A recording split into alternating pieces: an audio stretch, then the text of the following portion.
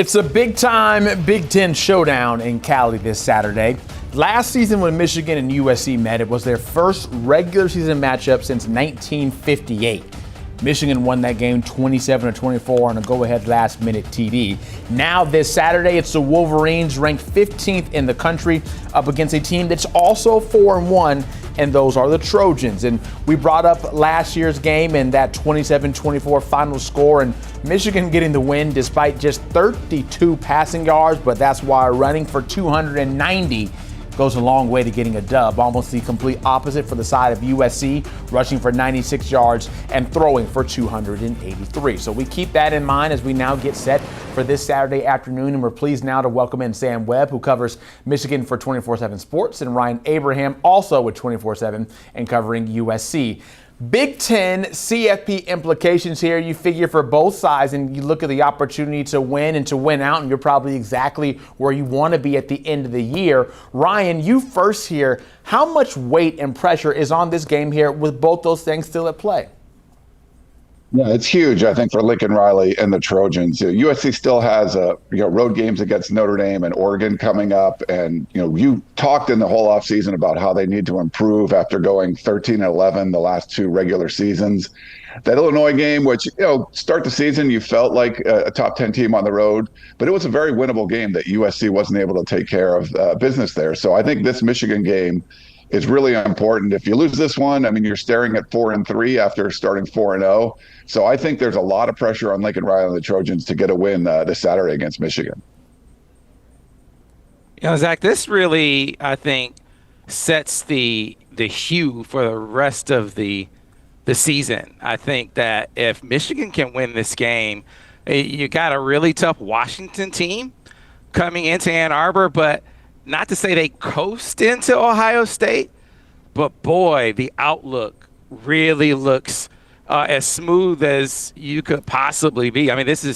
This really shapes up well for Michigan to continue to grow their young quarterback the rest of the way. Their defense won't face nearly as stiff of a challenge on the road the rest of the way.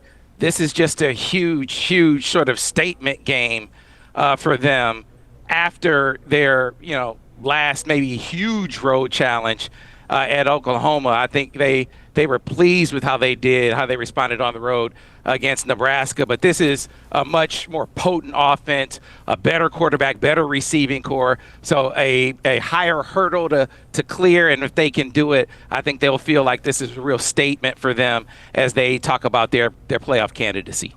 Sam, you brought up the idea of Michigan's defense, and that's what I want to get to next, because the idea of slowing down USC's offense has to seem a little bit daunting, because the Trojans are first in FBS in yards per play, second in yards per game, and third in points per game at just under 49 every time they step out there. How difficult of a task will this Saturday be?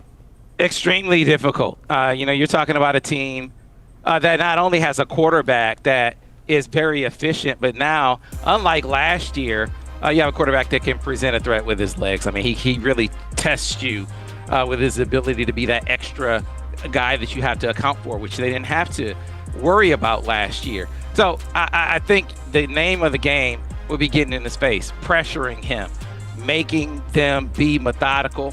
Don't let them beat you with big plays. Michigan has been good at that this year, keeping the ball in front. Don't let the teams go on short drives. So can they force USC to be methodical?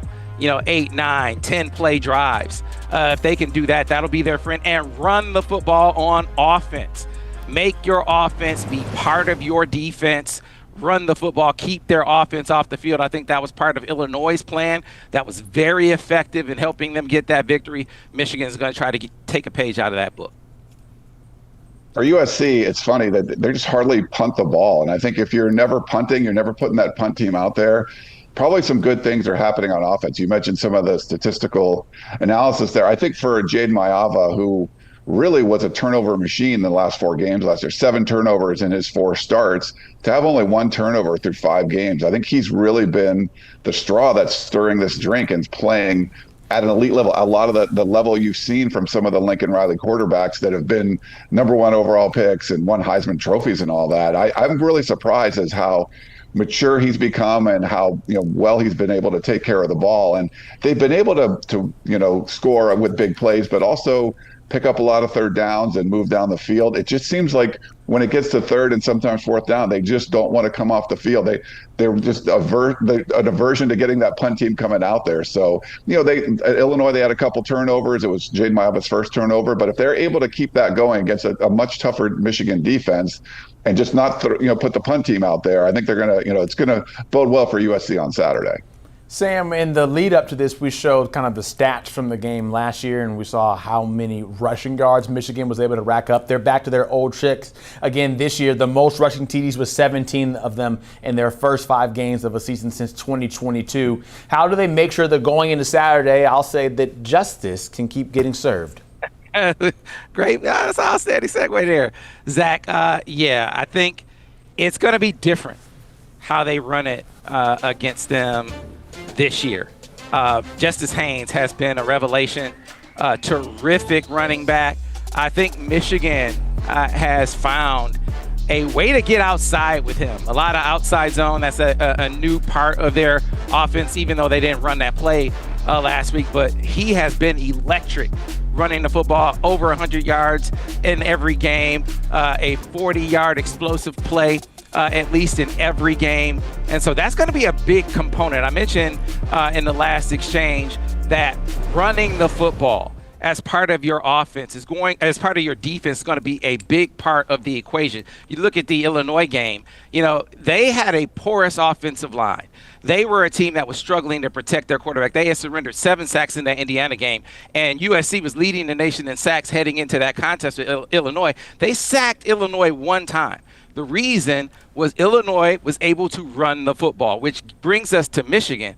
Running the football is going to be a key with Justice Haynes, but also with Bryce Underwood. So I think those 2 components, getting outside with Justice Haynes and, of course, Jordan Marshall, but also with Bryce Underwood, those bluff zones, getting outside, getting Bryce on the edge, I think that's going to be key. Running those 2 components, using your offense as part of your defense, putting up those rush yards. Maybe not as many as last year because they're going to throw the football more, but at least 150 yards rushing, I think is going to be key for Michigan.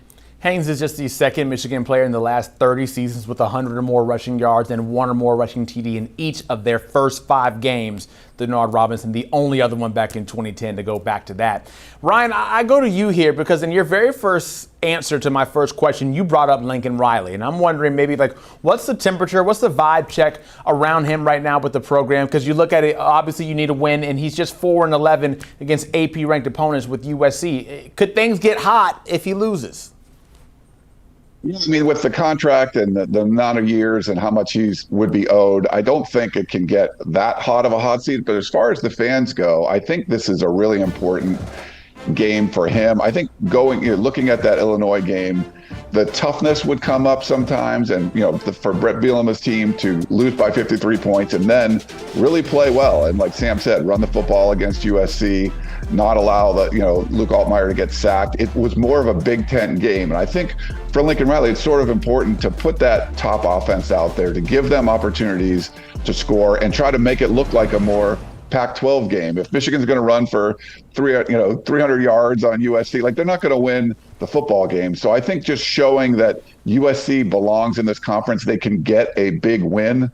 Maybe USC's biggest win in the Big Ten right now is Nebraska at home last year. This would qualify as that. We've seen UCLA beat Penn State, and last year Washington beat Michigan. USC needs one of those big signature wins, and I think it's going to help Lincoln Riley's cause if he can get it. And I think this is the one you really need if you're Lincoln Riley, because of the loss at Illinois and then knowing the schedule ahead. This is one that's one of those must-haves, and I think it will get some of the USC fans off his back a little bit if they're able to win on Saturday. Now we get to, do they get the win or not? And I ask you first, Sam, who wins on Saturday?